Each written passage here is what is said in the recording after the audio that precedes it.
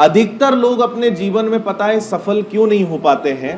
क्योंकि जो बचपन से हमें ट्रीटमेंट मिला है, जो बचपन से हमारे दिमाग में धीमा धीमा जो जहर दिया गया है, हम उसके कारण कभी कोई बड़ा डिसीजन नहीं ले पाते, है ना। हमें बचपन से क्या कहा गया? मैथ्स बहुत कठिन होता है। बचपन से क्या कहा गया? इंग्लिश बहुत कठिन होती है। पढ़ाया किसी ने अच्छे से नहीं, ना हमने पढ़ा, लेकिन हम हमेशा क्या कहते हैं?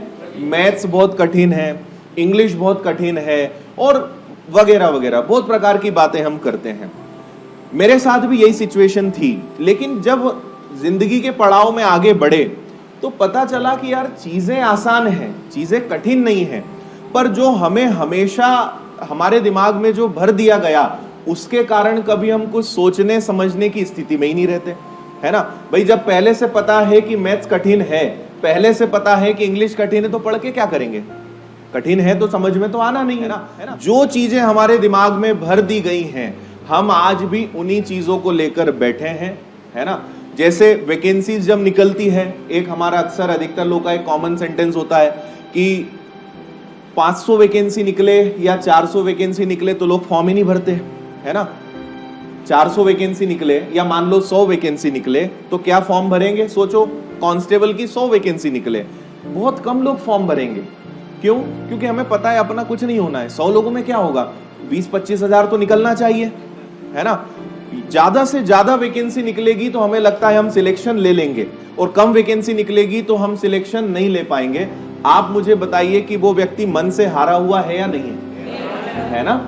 अगर 100 वैकेंसी निकली और आपने पहले ही तय कर लिया कि मेरा सिलेक्शन नहीं होगा, मतलब आप हारने लायक स्थिति में हैं और आप मन से हार चुके हैं, है ना। एक वैकेंसी हो, 100 हो, 10,000 हो, 20,000 हो, आपको हमेशा कितनी वैकेंसी चाहिए? कितनी पोस्ट चाहिए? एक। तो हम उस एक के लिए क्यों ना मेहनत करें, है ना।